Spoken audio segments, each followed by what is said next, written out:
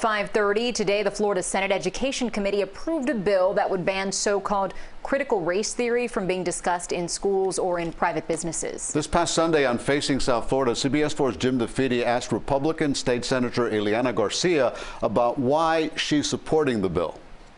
Can you define critical race theory for me? Critical race theory is, I think that bringing to the plate the fact that in the past we have had situations where there have been discrimination. As a Hispanic, I've been discriminated on all fronts. Should we take it personally? I don't think that we should take it personally. I do know of conversations where teachers come in and feel that they need to have this conversation with students and suggest that this is something that they need to be aware of, that there is a division, and there isn't a division, Jim. You don't think that the African-American experience today is different than the experience by either yourself or someone like me?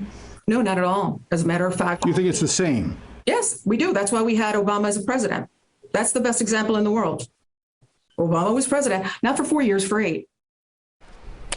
Okay, Jim joins us now. This has been a hot button issue, not just in Florida, but across the country. What are people in support of critical race theory saying about why it should be taught in class? And I just want to also mention, Jim, that you often ask people, what is it? And I haven't gotten a clear explanation.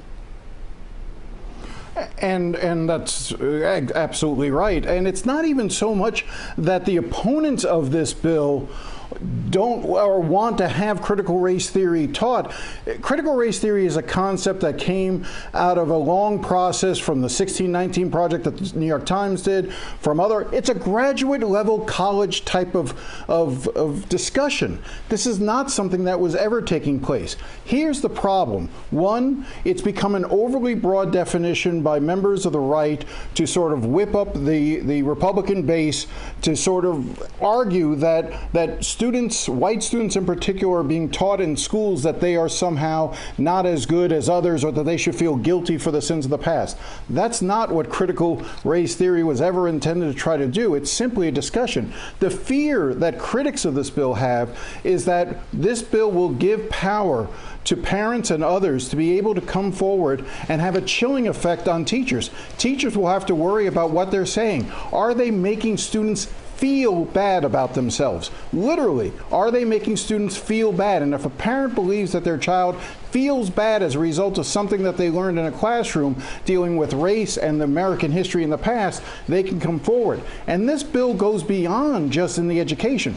This bill applies to private businesses.